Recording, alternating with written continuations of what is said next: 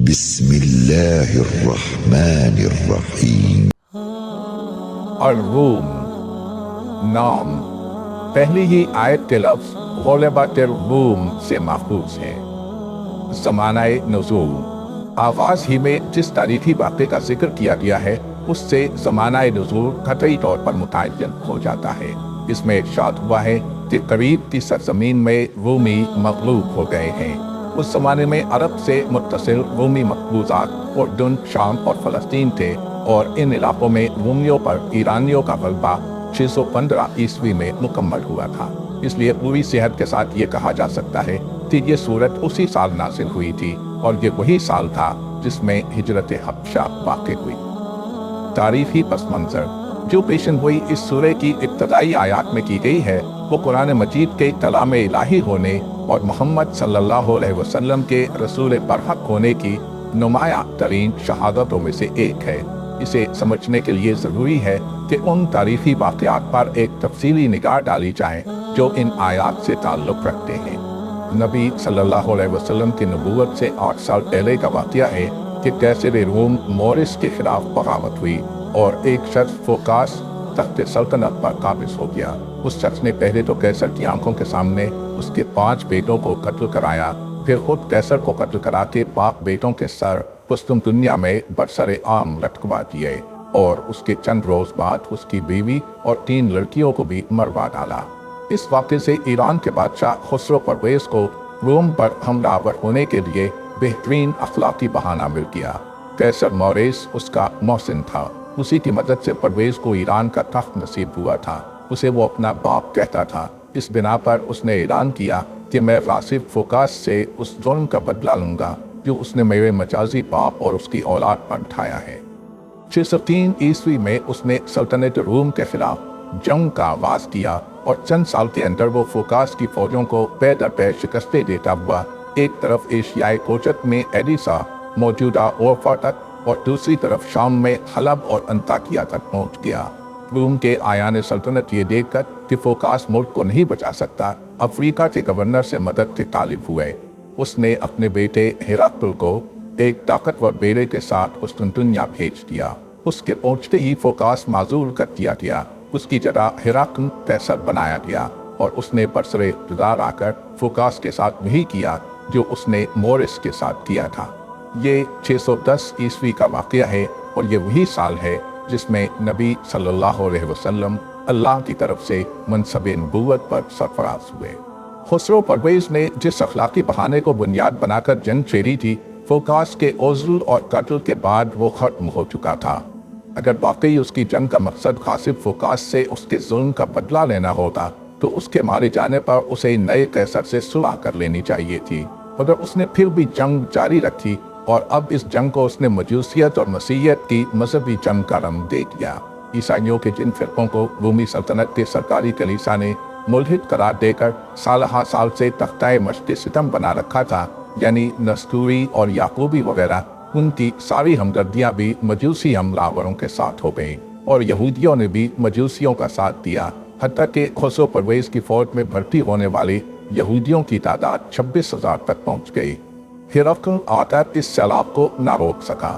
تخت نشین ہوتے ہی پہلی اطلاع جو اسے مشرق سے ملی وہ انطاکیہ پر ایرانی قبضے کی تھی۔ اس کے بعد 613 عیسوی میں دمشق فتح ہوا، پھر 614 عیسوی میں بیت المقدس پر قبضہ کر کے ایرانیوں نے مسیحی دنیا پر قیامت ڈھا دی۔ 90,000 عیسائی اس شہر میں قتل کیے گئے۔ ان کا سب سے زیادہ مقدس کلیسا کنیسۃ القیامہ برباد کر دیا گیا۔ اصلی صلیب جس کے متعلق عیسائیوں کا عقیدہ تھا کہ اسی پر مسیح نے جان دی تھی، مجوسیوں نے چھین کر مدائن پہنچا دی۔ لاٹ پادری زکریا کو بھی وہ پکڑ کر لے گئے، اور شہر کے تمام بڑے بڑے گرجوں کو انہوں نے مسمار کر دیا۔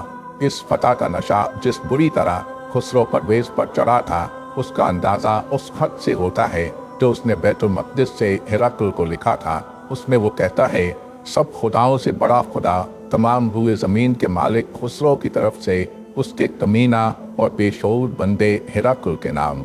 تو کہتا ہے کہ تجھے اپنے رب پر بھروسہ ہے، کیوں نہ تیرے رب نے یروشلم کو میرے ہاتھ سے بچا لیا۔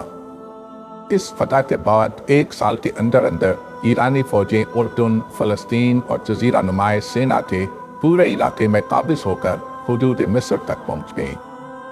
یہ وہ زمانہ تھا جب مکہ معظمہ میں ایک اور اس سے بدرجہ زیادہ تاریخی اہمیت رکھنے والی جنگ برپا تھی۔ یہاں توحید کے علم بردار سیدنا محمد صلی اللہ علیہ وسلم کی قیادت میں اور شرک کے پیروکار سرداران قریش کی رہنمائی میں ایک دوسرے سے برسر جنگ تھے، اور نوبت یہاں تک پہنچ گئی تھی کہ 615 عیسوی میں مسلمانوں کی ایک بڑی تعداد کو اپنا گھر بار چھوڑ کر حبش کی عیسائی سلطنت میں جو روم کی حلیف تھی پناہ دینی پڑی۔ اس وقت سلطنت روم پر ایران کے غلبے کا چرچا ہر زبان پر تھا۔ مکے کے مشرکین اس پر بغلیں بجا رہے تھے اور مسلمانوں سے کہتے تھے کہ دیکھو ایران کے آتش پرست فتح پا رہے ہیں، اور وحی اور رسالت کے ماننے والے عیسائی شکست پر شکست کھاتے چلے جا رہے ہیں۔ اسی طرح ہم عرب کے بت پرست بھی تمہیں اور تمہارے دین کو مٹا کر رکھ دیں گے۔ ان حالات میں قرآن مجید کی یہ صورت نازل ہوئی، اور اس میں یہ پیشن گوئی کی گئی کہ قریب کی سرزمین میں رومی مغلوب ہو گئے ہیں، مگر اس مغلوبیت کے بعد چند سال کے اندر ہی وہ غالب آ جائیں گے، اور وہ دن وہ ہوگا جب اللہ کی دی ہوئی فتح سے اہل ایمان خوش ہو رہے ہوں گے۔ اس میں ایک کے بجائے دو پیشن گوئیاں تھیں۔ ایک یہ کہ رومیوں کو غلبہ نصیب ہوگا، دوسرے یہ کہ مسلمانوں کو بھی اسی زمانے میں فتح حاصل ہوگی۔ بظاہر دور دور تک کہیں اس کے آثار موجود نہ تھے کہ ان میں سے کوئی ایک پیشن گوئی بھی چند سال کے اندر پوری ہو جائے گی۔ ایک طرف مٹھی بھر مسلمان تھے جو مکے میں مارے اور کھدیڑے جا رہے تھے، اور اس پیشن گوئی کے بعد بھی 8 سال تک ان کے لیے غلبہ و فتح کا کوئی امکان کسی کو نظر نہ آتا تھا۔ دوسری طرف روم کی مغلوبیت روز بروز بڑھتی چلی گئی۔ 619 عیسوی تک پورا مصر ایران کے قبضے میں چلا گیا، اور مجوسی فوجوں نے طرابلس کے قریب پہنچ کر اپنے جھنڈے گاڑ کیے۔ ایشیائی کوچک میں ایرانی فوجیں رومیوں کو مارتی دباتی باسفورس کے کنارے تک پہنچ گئیں، اور 617 عیسوی میں انہوں نے عین قسطنطنیہ کے سامنے خلقدون موجودہ قازقوی پر قبضہ کر لیا۔ قیصر نے خسرو کے پاس ایلچی بھیج کر نہایت عاجزی کے ساتھ درخواست کی کہ میں ہر قیمت پر صلح کرنے کے لیے تیار ہوں، مگر اس نے جواب دیا کہ اب میں قیصر کو اس وقت تک امان نہ دوں گا جب تک وہ پاو زنجیر میرے سامنے حاصل نہ ہو، اور اپنے خدائے مسلوب کو چھوڑ کر خداوند آتش کی بندگی نہ اختیار کر لے۔ آخر کار قیصر اس حد تک شکست ہوتا ہو گیا کہ اس نے قسطنطنیہ چھوڑ کر قرطاجنہ موجودہ ٹیونس منتقل ہو جانے کا ارادہ کر دیا۔ غرض انگریز مورخ گبن کے بقول قرآن مجید کی اس پیشن گوئی کے بعد بھی 7-8 برس تک حالات ایسے تھے کہ کوئی شخص یہ تصور تک نہ کر سکتا تھا کہ رومی سلطنت ایران پر غالب آ جائے گی، بلکہ غلبہ تو درکنار اس وقت تک تو کسی کو یہ امید بھی نہ تھی کہ اب یہ سلطنت زندہ رہ جائے گی۔ قرآن کی یہ آیات جب نازل ہوئی تو کفار مکہ نے ان کا خوب مذاق اڑایا، اور ابی بن خلف نے حضرت ابو بکر صدیق رضی اللہ سے شرط بدی کہ اگر 3 سال کے اندر رومی غالب آ گئے تو 10 اونٹ میں دوں گا، ورنہ 10 اونٹ تم کو دینے ہوں گے۔ نبی صلی اللہ علیہ وسلم کو اس شرط کا علم ہوا تو آپ نے فرمایا قرآن میں فی بضع سنین کے الفاظ آئے ہیں، اور عربی زبان میں بضع کا اطلاق 10 سے کم پر ہوتا ہے، اس لیے 10 سال کے اندر کی شرط کرو اور اونٹوں کی تعداد بڑھا کر 100 کر دو۔ چنانچہ حضرت ابو بکر نے ابی سے پھر بات کی، اور نئے سرے سے یہ شرط طے ہوئی کہ 10 سال کے اندر فریقین میں سے جس کی بات غلط ثابت ہوگی وہ 100 اونٹ دے گا۔ 622 عیسوی میں ادھر نبی صلی اللہ علیہ وسلم ہجرت کر کے مدینہ طیبہ تشریف لے گئے، اور ادھر قیصر ہرقل خاموشی کے ساتھ قسطنطنیہ سے بحر اسود کے راستے طرابزون کی طرف روانہ ہوا، جہاں اس نے ایران پر پشت کی طرف سے حملہ کرنے کی تیاری کی۔ اس جوابی حملے کی تیاری کے لیے قیصر نے کلیسا سے روپیہ مانگا، اور مسیحی کلیسا کے اسقف اعظم سرجیس نے مسیحیت کو مجوسیت سے بچانے کے لیے گرجاؤں کے نذرانوں کی جمع شدہ دولت سود پر قرض دی۔ ہرقل نے اپنا حملہ 623 عیسوی میں آرمینیا سے شروع کیا، اور دوسرے سال 624 عیسوی میں اس نے آذربائیجان میں گھس کر زرتشت کے مقام پیدائش ارمیا کو تباہ کر دیا، اور ایرانیوں کے سب سے بڑے آتش کدے کی اینٹ سے اینٹ بچا دی۔ خدا کی قدرت کا کرشمہ دیکھیے کہ یہی وہ سال تھا جس میں مسلمانوں کو بدر کے مقام پر پہلی مرتبہ مشرکین کے مقابلے میں فیصلہ کن فتح نصیب ہوئی۔ اس طرح وہ دونوں پیشن گوئیاں जो सूरह रूम में की गई थी 10 साल की मुद्दत खत्म होने से पहले बैत वक्त पूरी हो गई। फिर रोम की फौजें ईरानियों को मुसलसल दबाती चली गई। नैनवा की फैसला कुन लड़ाई 627 ईस्वी में उन्होंने सल्तनत ईरान की कमर तोड़ दी। इसके बाद शाहान ईरान की क़याम का दस्तगर्द यानी दस्तगरतुल मुल्क को तबाह कर दिया गया और आगे बढ़कर हिराकुल के लश्कर एन टेस्फोन के सामने पहुंच गए, जो उस वक्त ईरान का दारुस्सल्तनत था। 628 ईस्वी में खुसरो परवेज के खिलाफ घर में बगावत रुनुमा हुई। वो कैद किया गया। उसकी आंखों के सामने उसके 18 बेटे कत्ल कर दिए गए और चंद रोज बाद वो खुद कैद की सख्तियों से हलाक हो गया। यही साल था जिसमें सुलह हुदैबिया वाक़ हुई, जिसे कुरान फतेह अजीम के नाम से ताबीर करता है, और यही साल था जिसमें खुसरो के बेटे कबाद सानी ने तमाम रोमी मकबूजात से दस्तबरदार होकर और असली सलीब वापस करके रोम से सुलह कर ली। 629 ईस्वी में कैसर मुक़द्दस सलीब को उसकी जगह रखने के लिए खुद बैतुल मक़दिस किया और उसी साल नबी सल्लल्लाहु अलैहि वसल्लम उम्रतुल क़ज़ा अदा करने के लिए हिजरत के बाद पहली मर्तबा मक्का मुअज़्ज़मा में दाखिल हुए। इसके बाद किसी के लिए भी इस अमर बेशुबे की गुंजाइश बाकी न रही कि कुरान की पेशन गोई बिल्कुल सच्ची थी। अरब के बकसरत मुशरिकीन इस पर ईमान ले आए। उबई बिन खल्फ के वारिसों को हार मानकर शर्त के मूठ अबू बकर सिद्दीक के हवाले करने पड़े। वो उन्हें लेकर नबी सल्लल्लाहु अलैहि वसल्लम की खिदमत में हाजिर हुए। आपने हुक्म दिया कि इन्हें सदका कर दिया जाए, क्योंकि शर्त उस वक्त हुई थी जब शरीयत में जुए की हुर्मत का हुक्म नहीं आया था, मगर अब हुर्मत का हुक्म आ चुका था। इसलिए हर्बी काफिरों से शर्त का माल तो ले लेने की इजाज़त दे दी गई, मगर हिदायत की गई कि इसे खुद इस्तेमाल करने के बजाय सदका कर दिया जाए। मौजू और मज़मून। इस सूरा में कलाम का आगाज़ इस बात से किया गया है कि आज रूमी मग़लूब हो गए हैं और सारी दुनिया ये समझ रही है कि इस सल्तनत का खात्मा करीब है, मगर चंद साल न गुजरने पाएंगे कि पांसा पलट जाएगा और जो मग़लूब है वो गालिब हो जाएगा।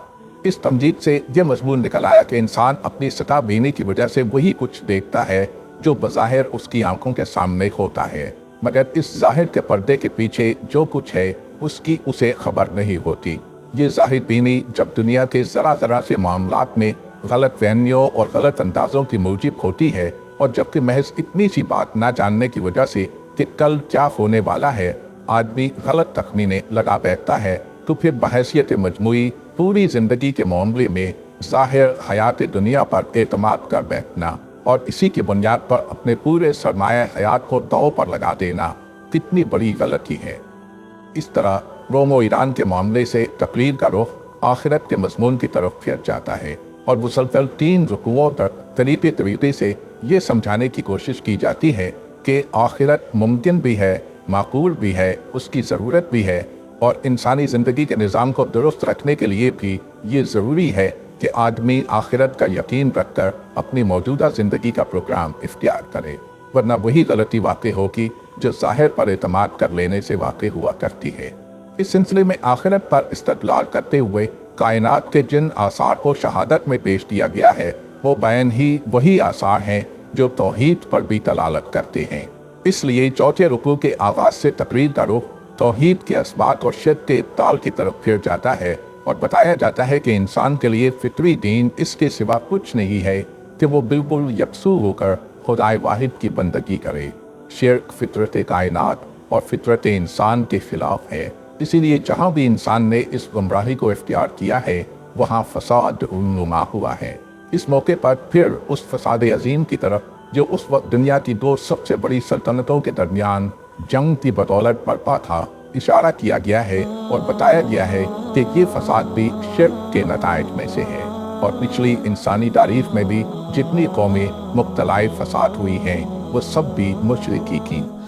खात्मा कलाम पर तमसील के पैराए में लोगों को समझाया गया है कि जिस तरह मुर्दा पड़ी हुई ज़मीन खुदा की भेजी हुई बारिश से यकायक जी उठती है और ज़िंदगी और बहार के ख़जाने उगलने शुरू कर देती है, इसी तरह खुदा की भेजी हुई वही और नबूवत भी मुर्दा पड़ी हुई इंसानियत के हक़ में एक बारान रहमत है जिसका नुज़ूल उसके लिए ज़िंदगी और नश्व व नुमा और खैर व फलाह का मूजिब होता है। इस मौके से फ़ायदा उठाओगे तो यही अरब की सुनी ज़मीन رحمت الہی سے لہلہا اٹھے گی اور ساری بھلائی تمہارے اپنے لیے ہی ہوگی۔ اس سے فائدہ نہ اٹھاؤ گے تو اپنا ہی نقصان کرو گے، پھر پچھتانے کا کچھ حاصل نہ ہوگا اور تلافی کا کوئی موقع تمہیں میسر نہ آئے گا۔